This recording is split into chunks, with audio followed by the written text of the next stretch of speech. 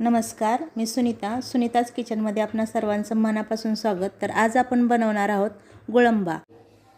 मी हा आंबा धुवून स्वच्छ घेतला आहे। आपण गुळंबा करणार आहोत। तर हा आंबा आपण किसून घेणार आहोत।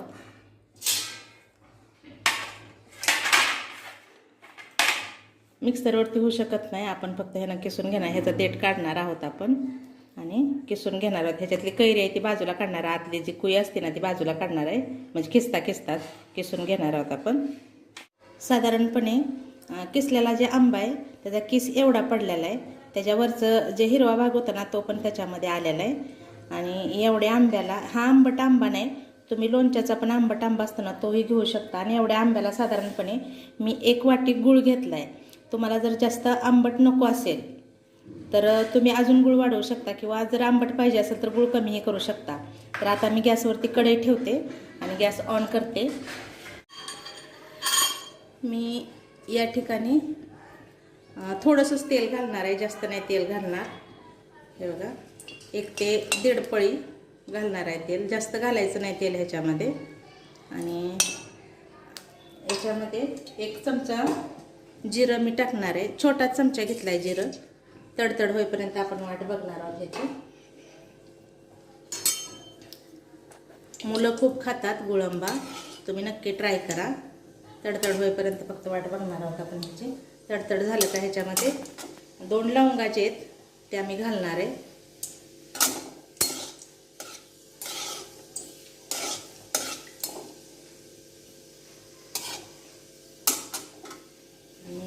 जो आपण किस तयार केलेला आहे आंब्याचा तोच या तेलामध्ये आपण ह्या फोडणीमध्ये टाकणार आहोत।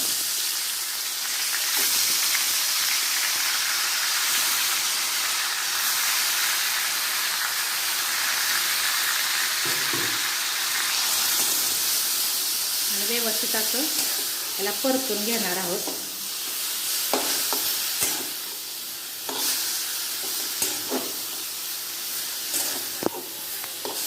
आणि याच्यामध्ये हा जो गूळ घेतला होता मी किसून तोही ॲड करणार आहे।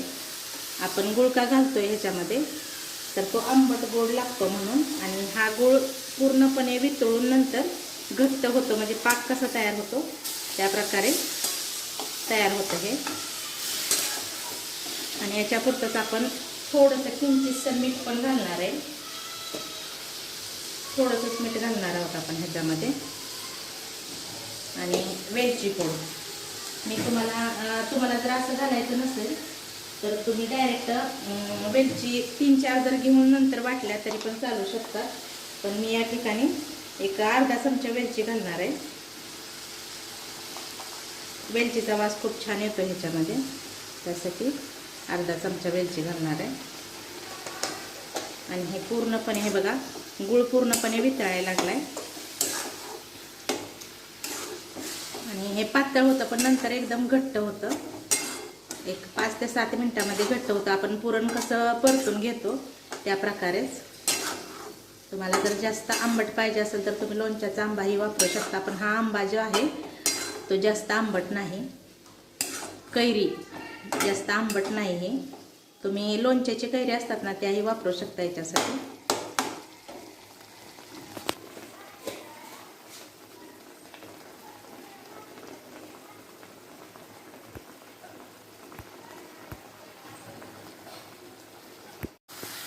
हे बघा, तुम्ही पाहू शकता आपल्या गुळाचा पूर्णपणे पाक झाला ना, आपली कैरी जी होती ती पूर्णपणे सॉफ्ट झाली आहे।